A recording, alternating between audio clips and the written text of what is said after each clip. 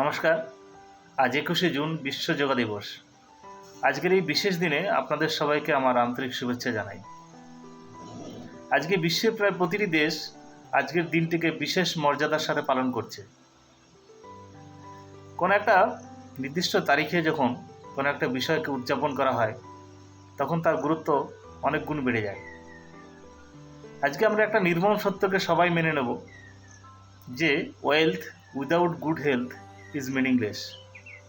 সুস্বাস্থ্যবিহীন ও সম্পদ অর্থহীন। আমরা কারো কাছ থেকে একটা সামান্য উপহার পেলেও তাকে ধন্যবাদ জানাই, কিন্তু দেখুন আমাদের এই যে মূল্যবান শরীর কত সূক্ষ্মভাবে ঈশ্বর বা অলমাইটি তৈরি করেছেন, পঞ্চ ইন্দ্রিয় দিয়েছেন যার মাধ্যমে আমরা এই বিশ্বকে উপভোগ করি, অনুভব করি। তার সঠিক মূল্যায়ন যদি আমরা না করি, তার যত্ন না নেই, শরীর কিন্তু আমাদের ভোগাবেই। আমরা যদি শরীরকে মিনিমাম 30 মিনিট করে সময় না দেই, শরীর কিন্তু আমাদের সময় ঠিক বার করে নেবে, হয়তো ডাক্তারের চেম্বারে, নয়তো হাসপাতালে, নয়তো নার্সিংহোমে। কথা আমরা সবাই মেনে নেব। শরীরই একমাত্র ঘর যেখানে আমরা সবাই বাস করি। যোগাসন শুধু আমাদের শারীরিক উন্নতি হয় না, শরীর এবং মনের মধ্যে একটা গভীর সংযোগ স্থাপন করে। মূলত আমরা যে বিষয়েরগুলো আমরা যোগাসনের মাধ্যমে উপকার পেয়ে থাকি তা মূলত দুভাগে ভাগ করা যায়, একটা শারীরিক, একটা মানসিক।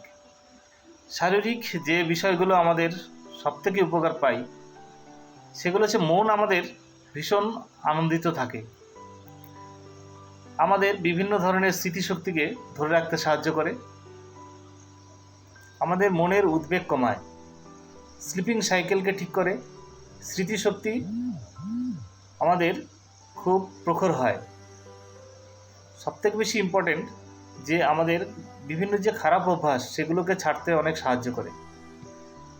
আমাদের যেগুলো ফিজিক্যালি আমরা যে বেনিফিট পাই তার মধ্যে আমাদের হাড় এবং মাসল সেগুলো মজবুত করতে সাহায্য করে, আমাদের শরীরের হৃদরোগের ঝুঁকি কমায়, চেহারার যে উজ্জ্বল্য সেটা ধরে রাখে। তার মানে আমাদের অ্যান্টি এজিং ফ্যাক্টর হিসেবে কাজ করে আমাদের এই যোগাসন। Prevention is better then cure, এই কথাটা আমরা সবাই জানি। তাই আজকের এই যে দিনটি, এই দিনে আমরা একটা প্রমিস করব আমাদের নিজেদের সাথে।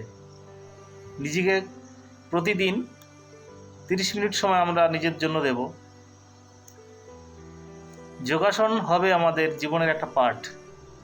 আমাদের গুরুত্বপূর্ণ জীবনের যত বিষয় আছে সেরকমই একটা বিষয় হবে আমাদের যোগাসন। আজকের দিনে আমরা এই প্রমিসটাই আমরা আমাদের নিজেদের সাথে করব।